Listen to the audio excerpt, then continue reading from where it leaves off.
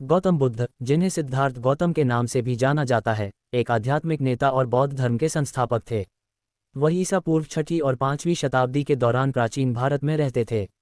प्रारंभिक जीवन। गौतम बुद्ध का जन्म लुम्बिनी में एक कुलीन परिवार में हुआ था, जो अब आधुनिक नेपाल में स्थित है। पारंपरिक खातों के अनुसार उनका जन्म 563 बीसी के आसपास हुआ था। उनके पिता राजा शुद्धोधन शाक्य वंश के शासक थे और उनकी माता रानी महामाया थीं। उन्होंने उसका नाम सिद्धार्थ रखा, जिसका अर्थ है वह जिसने अपना लक्ष्य प्राप्त कर लिया है। भविष्यवाणी। गौतम बुद्ध के जन्म से पहले उनके भविष्य को लेकर भविष्यवाणियां की गई थीं।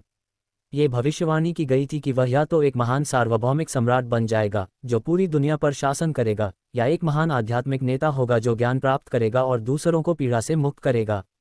इन भविष्यवाणियों ने सुझाव दिया कि उनमें दुनिया में महत्वपूर्ण परिवर्तन लाने की क्षमता थी। आश्रय जीवन। एक राजकुमार के रूप में सिद्धार्थ, उनका जन्म नाम, महल की दीवारों के भीतर एक आश्रय और शानदार जीवन व्यतीत करते थे। ये सुनिश्चित करने के लिए कि सिद्धार्थ राजतंत्र के मार्ग का अनुसरण करेंगे और एक महान राजा बनेंगे, उनके पिता ने उन्हें बाहरी दुनिया की कठोर वास्तविकताओं से बचा लिया।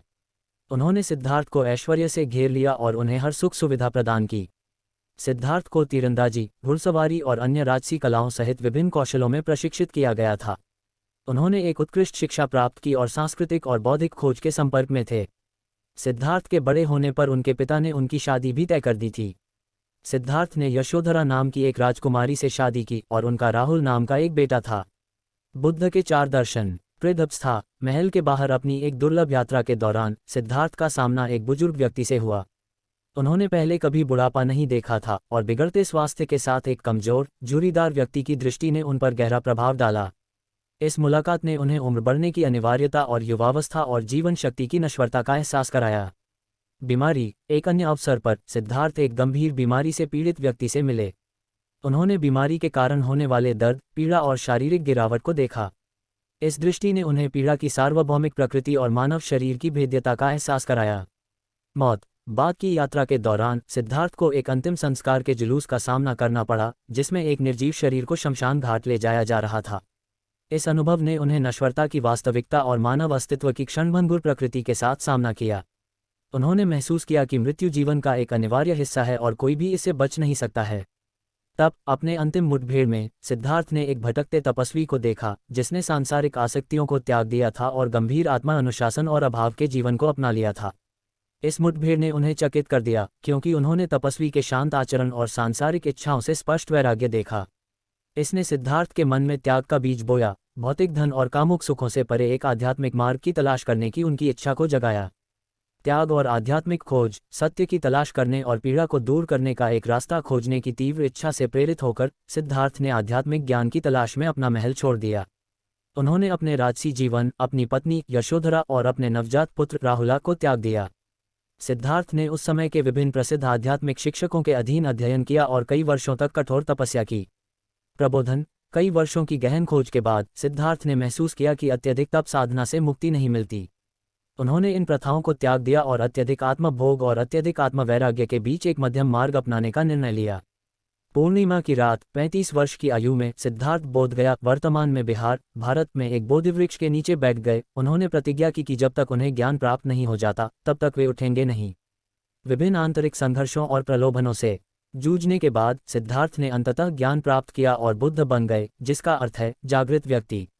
बौद्ध धर्म का शिक्षण और प्रसार। ज्ञान प्राप्त करने के बाद बुद्ध ने अपने जीवन के शेष वर्षों को पूरे उत्तरी भारत में बड़े पैमाने पर यात्रा करने, विभिन्न पृष्ठभूमि के लोगों के साथ अपनी गहन अंतर्दृष्टि को पढ़ाने और साझा करने में बिताया।